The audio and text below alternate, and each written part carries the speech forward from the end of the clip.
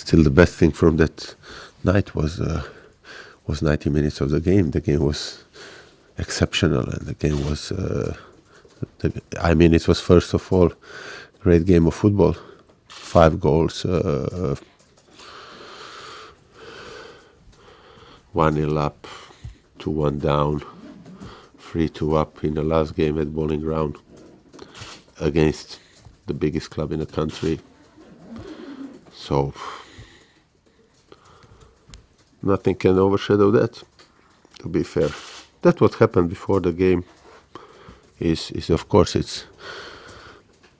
we are not proud of it, but we are not the one to be blamed for. I mean, what could we do as a club? Not the players or the staff here, but the club itself. So we apologize, okay. The board, the chairman apologized, and that's basically all we can do. Of course, what the chairman said that we can't connect ourselves with the guys who done it. And that's it, but I don't agree with you. Nothing can overshadow what we've done on the pitch. It's a long time though since we've seen a coach attacked. How important is it that the culprits are tracked down and identified and banned for life? Because I assume you don't want them at your club as you go into the new stadium. But exactly, that's how the chairman reacted. To be fair, and he said everything. I don't know what you're expecting from me to say more about it. Is it realistic for you to get fifth? Fifth, difficult for us to be fifth. Well, it's the last game of the season, and the situation is same for few clubs in few countries. I mean, Real Madrid is hoping that, but of course, it's not likely that Barcelona ain't gonna win their last game. But when it comes to the last games, it's always possible. The pressure is there and everything. So all that we can do, but we shouldn't be concentrated on that. Not even with 1 year, because everything is in our hands. If we are talking about European sport, so we have to do the job, and we have very difficult game. Stoke also wants to finish on high. They also have like kind of if they win, they are breaking the record of points ever.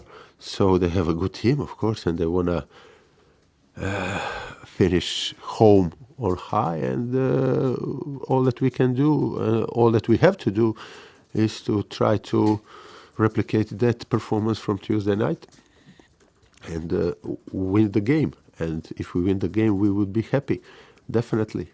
Flying, we would be minimum 6, possible if Man United slips, or if Man City lose 25-0, then we can be 4th. What are your reflections of the season as a whole? What will be the standout memories when you look back on this season in 10 years? Yeah, but now it's not time to talk about it. I mean, we have a massive game in front of us. So to be fair, I'm not ready to analyze the whole season, apart from the thing to say it in one sentence that it's been brilliant season for West Ham United, or great season. Do you expect to be busy in the transfer market to try and... Again, we have Stoke on Sunday. Yeah, you can still look ahead to the next season, sure. There's a big building, you've got to maintain where you are, haven't you? I mean, Zlatan Ibrahimovic has become available today, for example. He'd fit into your team quite nicely. He's probably, unfortunately, or whatever you call it, he's not... I can't see him coming to West Ham United. If you see the clubs that he's been linked with, going back to Milan and there, I don't know, Man United or... Oh, I can't see him. It's just the paper rumours, yeah. Can I ask you about Quique Sanchez Flores? He's been relieved of his post at Watford, or rather it's been done mutually. It's been in the offing for a little while, but he's had a good season.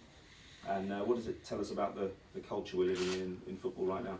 It's crazy. I mean, I'm sorry for Quique, and I said it a couple of weeks ago that before our game that it was already a little bit in the papers.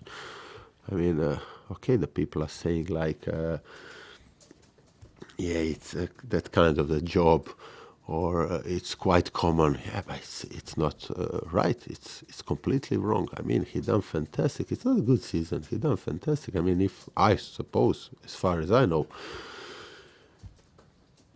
if somebody had offered Watford, I mean, when I came here, it was like, the predictions before the season. It was like Watford was among the teams that are likely to be candidates to go down, like every other team that comes up, and they were never in danger.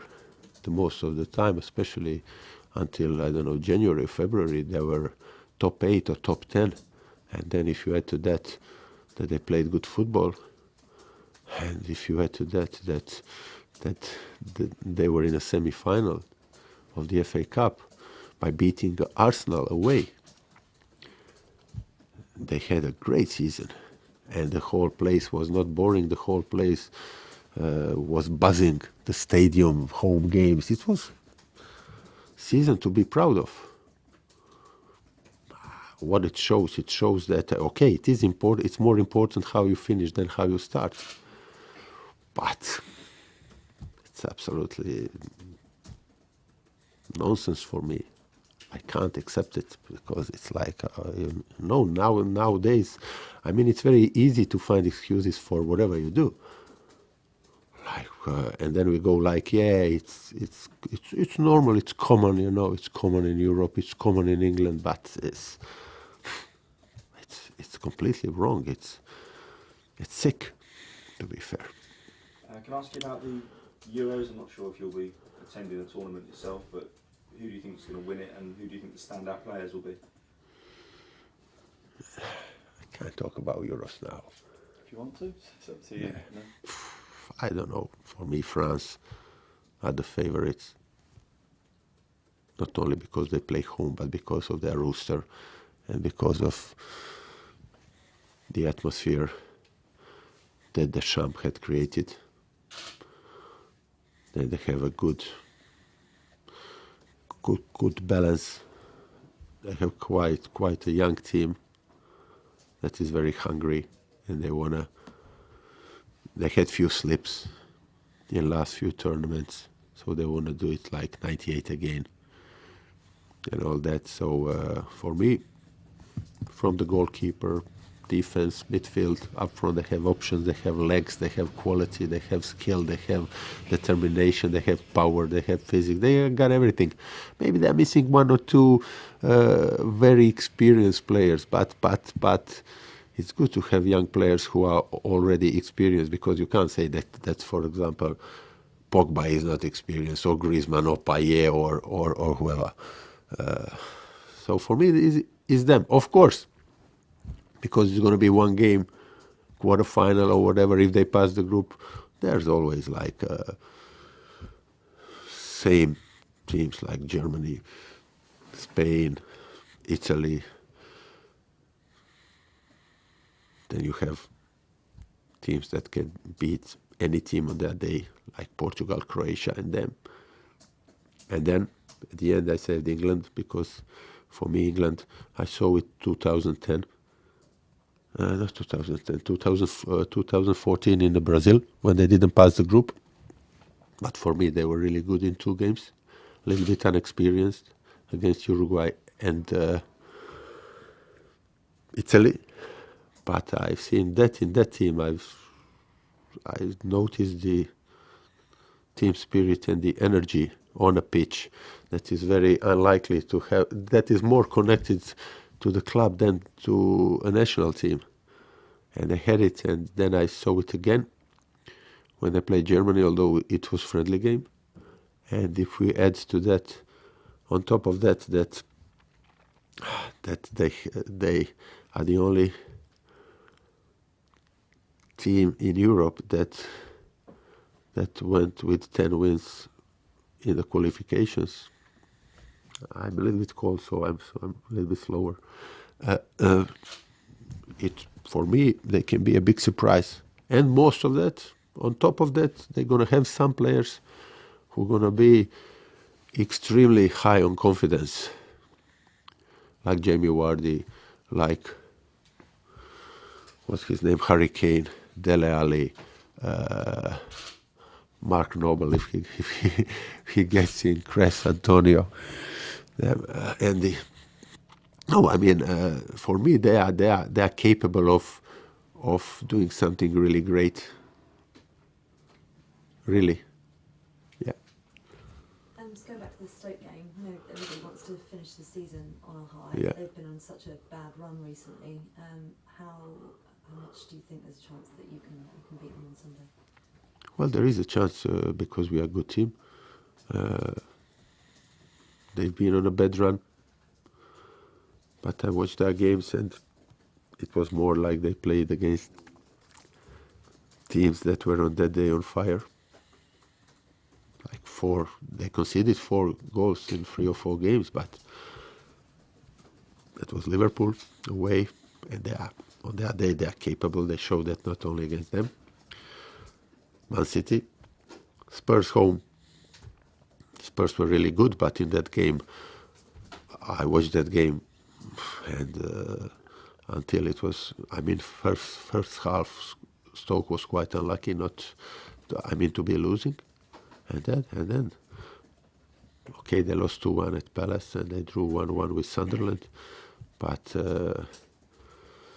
I didn't see the dip in their energy. Good team, Mark done a brilliant job there.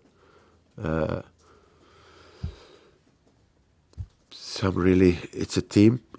They are playing as a team, but they have few individuals who can harm you in no time. Arnautovic, Shaqiri, Boyan, even Diouf, Walters, Crouch is now playing. Midfield they got Imbula, they got all good players.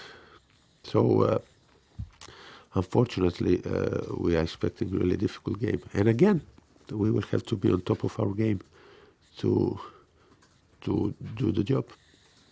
How important would it be to start your time at the new Olympic Stadium playing European football? Not extremely important, but it would be nice. It would be nice, not because of the new stadium, but it would be nice because we really had a good season here, and it would be really good to have something out of it. Like, apart from the thing, it was great season and all that, but to have something like, yeah, we qualified. It would be like important, but not crucial in terms of moving to a stadium. I mean, we sold our season tickets. The fans are happy. Everything is buzzing. So, but we want to do it, of course. I know that there's ridiculous permutations to get your head around with regard to if there was potentially this playoff between yourselves and Liverpool, depending on all the different results. Is that in your mind at all? No. I mean, I heard about it like 10 minutes ago, and I don't understand why there's even a possibility. At the end of the day, in most of the countries, I don't want to teach lessons, but in most of the countries, okay, it's goal difference. Goal difference it's normal. Of course, it is goal difference, but after goal difference, it should be okay number of goals scored. But then there's also a third instance that it is like 2 games between you, and only if they are even, then I don't know, you can play. But that should be the third part, like games between. Okay, away we beat them, away we beat them, home. So there shouldn't be a possibility for us to play Liverpool. Really. Okay, BBC London. You unbeaten in 5 away from home. What's the secret behind your success travelling away from Upton Park? Well, because we are the team that is capable of playing good at home and away. I said it before. Sometimes when you play home, I mean, there's nothing better than the home crowd when you are playing home. I mean, the best example is on Tuesday. I mean, they gave us so much energy and everything. But like in everything, like in all the situations in life, it's the same in football. Sometimes it's a burden. let's say in a game against Swansea, when you are 2 down, that they are starting to be nervous, blah blah blah. Then the players lose their composure and then sometimes it doesn't help you. Sometimes it's easier where you have more composure. You are happy when you have a throwing. You are happy you get back in a shape, play a throwing.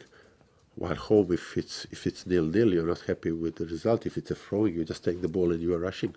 Sometimes it's good, but sometimes it's not. But we are not the only ones. You have many teams that have good away record. I think home or away we are in similar positions. It's not that away we are top of the table and home we are 10th. We are, I think, 4th, 6th or 6th, 4th. Similar. And just after that extraordinary game on Tuesday, how do the players come back down to earth to go into this one and get the win? I said we were in on Wednesday. It was still buzzing. Yesterday was off, so it's good that it was not like we can't even treat that as a midweek game, because it was Tuesday, Sunday, so it's like Monday night and then Saturday. So it's like a normal. Thank God we have enough time. We have today and then we have training tomorrow, so we have enough time to, as you said, come back on earth.